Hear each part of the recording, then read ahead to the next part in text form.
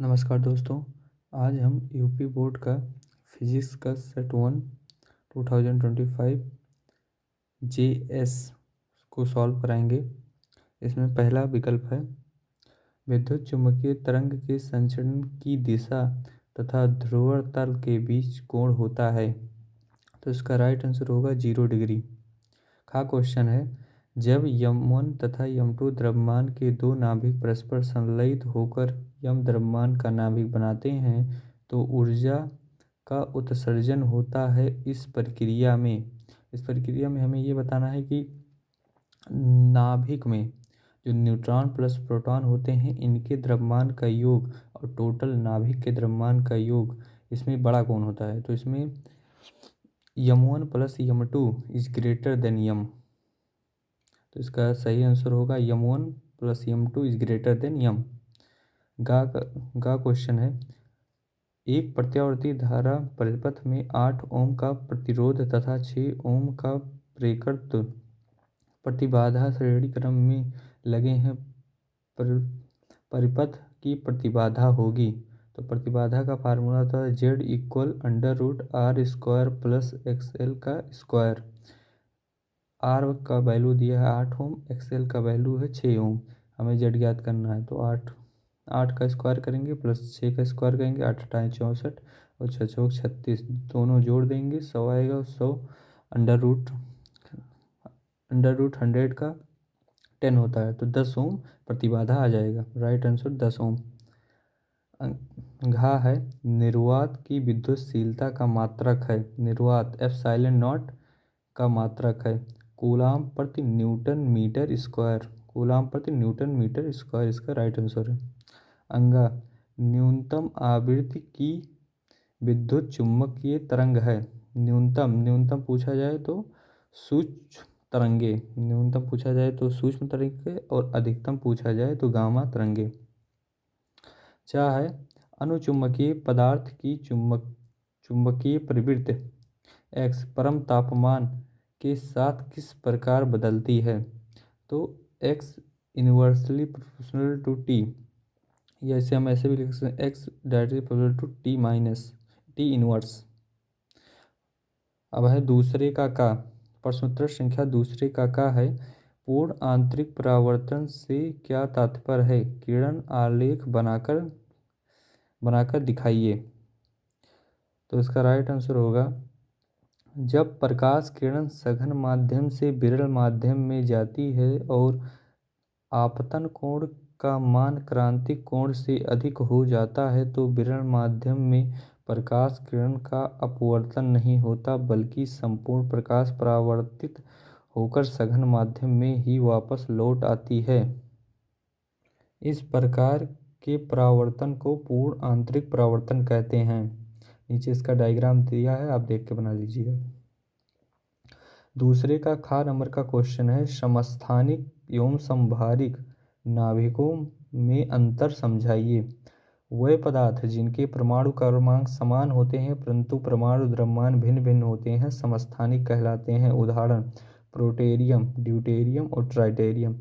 H1 को प्रोटेरियम कहते हैं, H12 को ड्यूटेरियम कहते हैं, H13 को ट्राइटेरियम कहते हैं। समभारिक वह पदार्थ जिनके परमाणु भार A समान होते हैं परंतु परमाणु क्रमांक Z भिन्न होते हैं समभारिक कहलाते हैं। उदाहरण argon 1840, calcium Ca2040।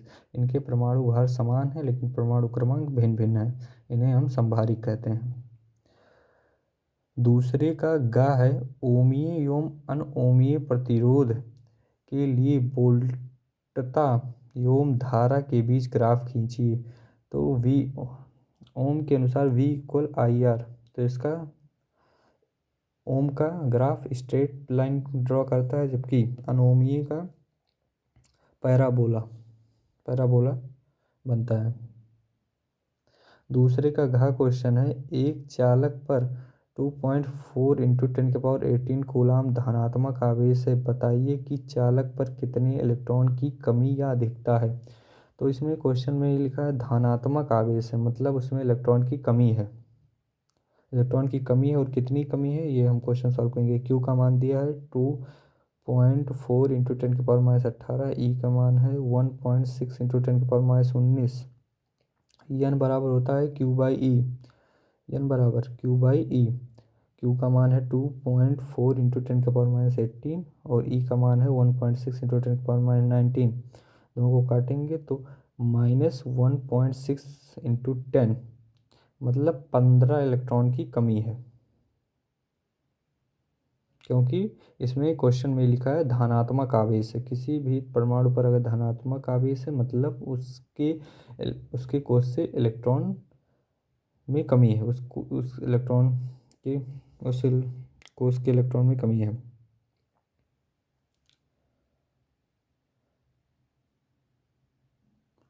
Question number है दूसरे का अंगा है, किसी प्रत्यावर्ती धारा परिपथ में एक वोल्टेज समीकरण V equal 40 sign 100πt volt द्वारा प्रदर्शित होता है। यहाँ 30 सेकंड में है समय। वोल्ट ग्राफ उचित पैमाने पर पूरे चक्र के लिए समझाइए।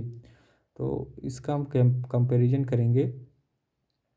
V बराबर दिया है 40 साइन 100πt, उसका हम कंपेरिजन करेंगे V equal V0 sine omega T से। इस तुलना करने पर V0 का वैल्यू आया 40 वोल्ट और ओमेगा का वैल्यू है 100π। 2π f इक्वल 100π, पाई से पाई कट जाएगा 50 आएगा। ये फ्रीक्वेंसी आ गया 50 हार्टेज। ओमेगा बराबर होता है 2πf। तो आवर्तकाल अगर हमें समय निकालना है तो आवृत्ति के व्युत्क्रम को आवर्तकाल कहते हैं। और फ्रीक्वेंसी आवृत्ति हमें मालूम है 50, तो 1/50 इक्वल 0.02 सेकेंड। मतलब आधा चक्र पूरा करने में 0.01 सेकेंड लगता है और पूरा चक्र पूरा करने में 0.02 सेकेंड लगता है। 4 नंबर का क्वेश्चन है दूसरे का, हाइड्रोजन परमाणु में इलेक्ट्रॉन नाभिक के चारों ओर प्रति सेकेंड 6.0 इंटू 10⁻15 चक्कर लगाता है। वृत्तीय पथ के किसी बिंदु पर धारा का मान क्या होगा। 1 सेकंड में प्रवाहित कुल आवेश Q बराबर एक चक्कर में आवेश इंटू 1 सेकंड की संख्या Q बराबर 1.6 इंटू 10⁻19 इंटू 6.0 इंटू 10⁻15। Q बराबर I बराबर Q/T। Q का मान है 1.6 इंटू 10⁻19 इंटू 6 इंटू 10⁻15। नीचे 1 T एकांक समय बोला है इसलिए 1 आएगा। बोलो 9.6 इंटू 10⁻4 एम्पियर। खंड सा है तीसरे का परमाणु के रदरफोर्ड मॉडल की मुख्य कमियां क्या हैं। रदरफोर्ड मॉडल की कमियां बतानी है। पहला है परमाणु के इलेक्ट्रॉन की ऊर्जा। रदरफोर्ड मॉडल में इलेक्ट्रॉनों की ऊर्जा के बारे में कोई जानकारी नहीं दी गई। दूसरा है इलेक्ट्रॉनों की संख्या। रदरफोर्ड मॉडल में इलेक्ट्रॉन की संख्या के बारे में कोई जानकारी नहीं दी। तीसरा पॉइंट है परमाणु के गुणों की व्याख्या करने में असमर्थ रहा, जैसे ionization energy, electrostatic bond etc। चौथा है परमाणु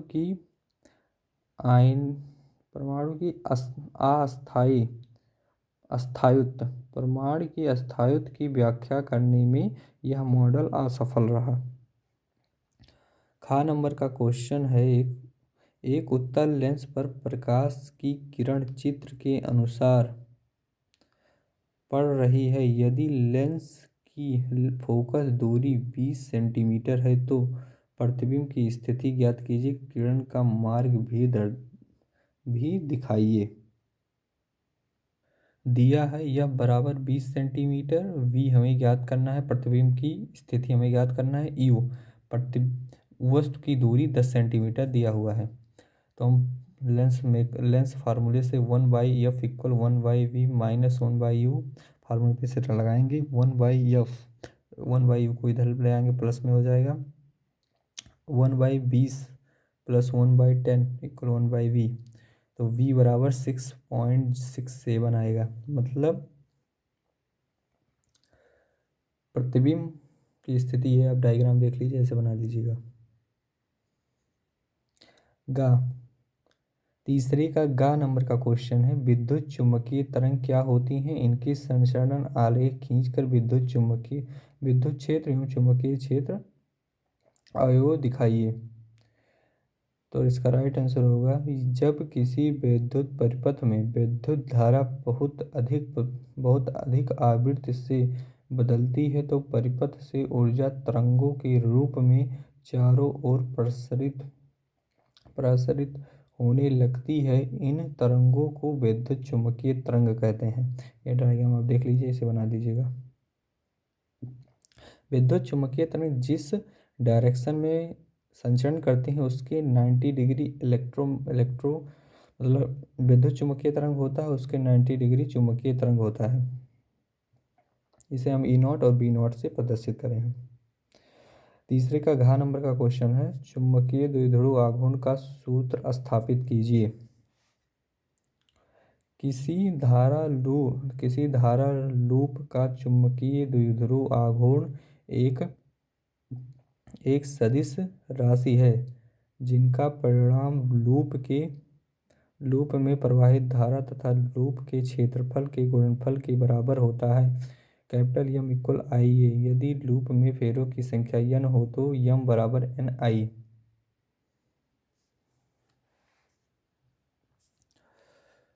चौथे का, अब खंड दा को सॉल्व करेंगे। चौथे का है, गॉस का नियम का उपयोग करते हुए एक अनंत लंबाई के एक समान आवेशी सीधे तार के कारण उत्पन्न विद्युत का सूत्र व्युत्पन्न कीजिए। माना एक, पहले हम फिगर बना लेंगे। एक सीधा चालक तार खींचेंगे, उस पर धनावेश कर देंगे और उसके चारों तरफ एक गॉसियन पृष्ठ की बेलनाकार गॉसियन पृष्ठ की कल्पना करेंगे जो कि L लंबाई का होगा। और हम 3 बिंदु से 3 घटक करेंगे। यहाँ पर लिखा हुआ है, माना एक धनावेश क्षण के चारों तरफ L लंबाई की एक बेलनाकार जिसकी त्रिज्या R है, जैसे कि चित्र में निम्नवत दर्शाया गया है। वृत्तीय पृष्ठ के लिए phi equal EDA, phi 1 equal EDA cos theta, phi 2 equal EDA cos theta 2 और फाई 3 इक्वल EDA cos 90। दोनों का मान 90 है। तो वक्र पृष्ठ पर स्थित बिंदु के लिए phi 3 equal EDA cos theta EDA cos 0, अतः गॉसियन पृष्ठ से गुजरने वाला संपूर्ण पृष्ठ EDA विद्युत flux phi net equal phi 1 plus phi 2 plus phi 3, क्योंकि दो cos 90 की वैल्यू 0 होती है इसलिए 0 0 प्लस EDA। अब हम समाकलन करेंगे EDA का, तो ई तो कांस्टेंट, ई बाहर आ जाएगा क्योंकि एक समान विद्युत क्षेत्र है, ई बाहर आ जाएगा। DA का अगर हम समाकलन करेंगे तो गोलीय बेलन का वक्र पृष्ठीय क्षेत्र का फॉर्मूला था 2πRL। गॉस की परिमेय से फाई इक्वल Q/E, तो फाई इक्वल लेमडा L/ε0। समीकरण 1 व 2 से E equal 2πRL equal lambda L/ε0, E equal lambda L/ε0 into 2πRL। Formula आ जाएगा E इक्वल 1/2πε0 λ/R।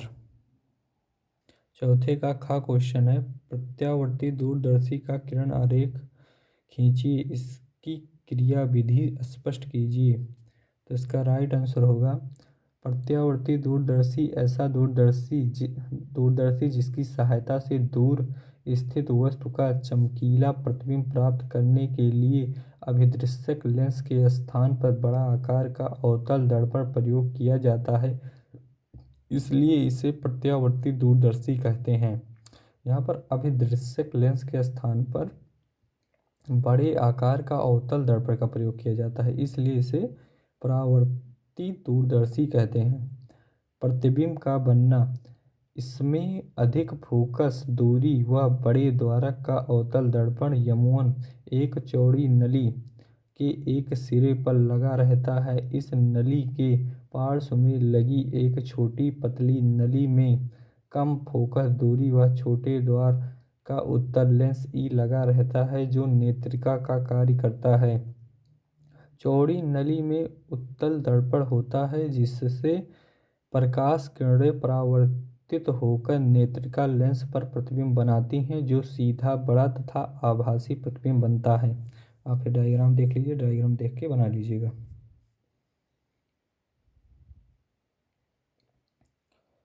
अब चौथे का गा क्वेश्चन है, अनुचुम्बकीय, प्रतिचुम्बकीय तथा लोह चुम्बकीय पदार्थ में विभेद कीजिए तथा प्रत्येक का एक एक उदाहरण दीजिए।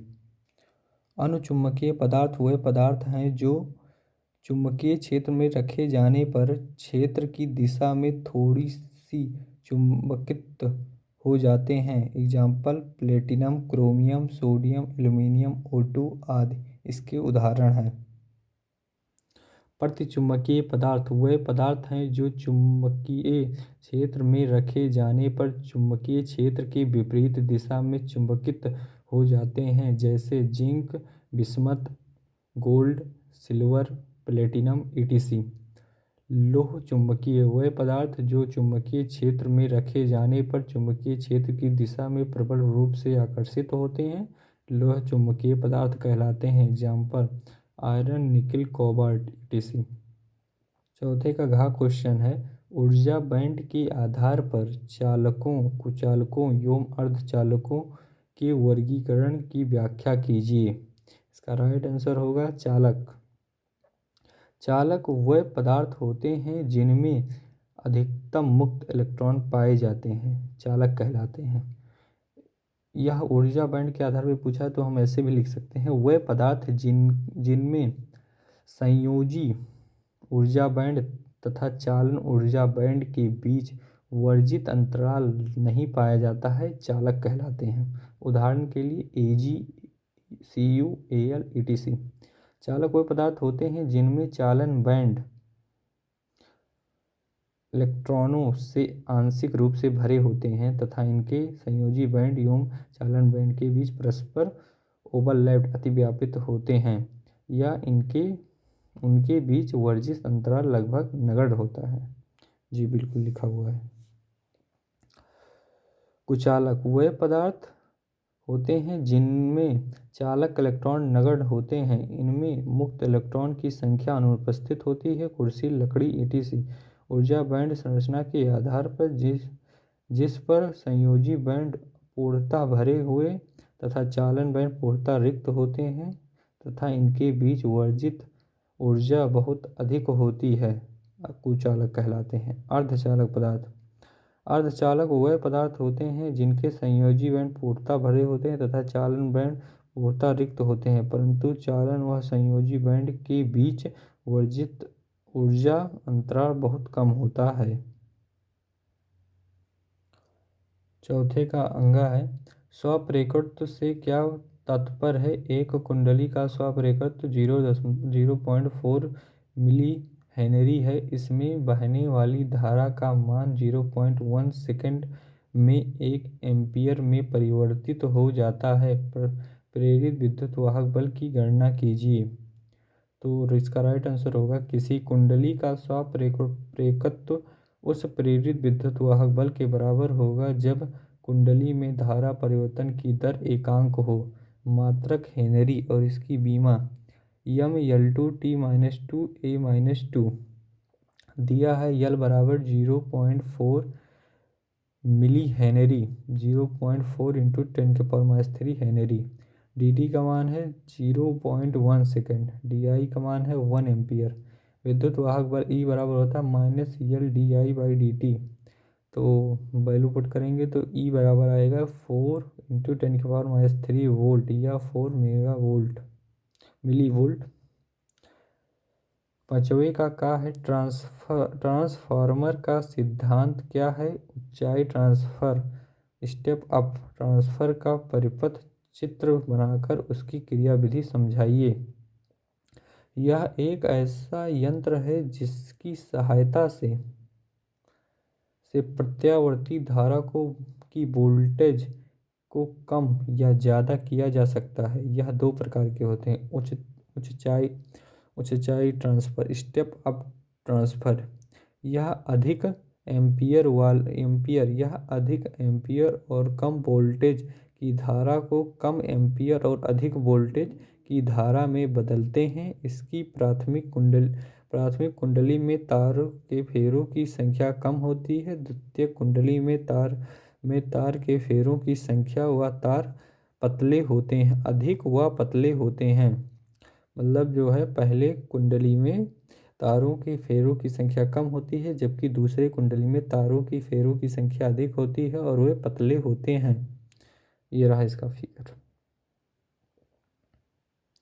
खा नंबर का क्वेश्चन है, समांतर प्लेट संधारित्र की धारिता पर क्या प्रभाव पड़ता है जब पहला है प्लेटों के बीच की दूरी दोगुनी कर दी जाए। तो C बराबर डायरेक्टली प्रोपोर्शनल टू क्षेत्रफल के होता है, एरिया के। अगर अगर दूरी के दोगुनी कर रहा है ना, तो मतलब संधारित्र दूरी के व्युत्क्रमानुपाती होता है। अगर दूरी दोगुनी कर दी जाएगी तो संधारित्र आधा हो जाएगा। माना D1 equal D, D2 equal to D, चूंकि C inversely proportional to D, इसलिए समांतर प्लेट की दूरी दोगुनी करने पर धारिता का मान घट जाता है। C1/C2 equal D2/D1 equal C1/C2 2D/D, C2 equal C1/2। अतः धारिता आधी हो जाएगी, घट जाएगी, आधी हो जाएगी। जबकि दूसरा कंडीशन है प्लेटों का क्षेत्रफल आधा कर दिया जाए।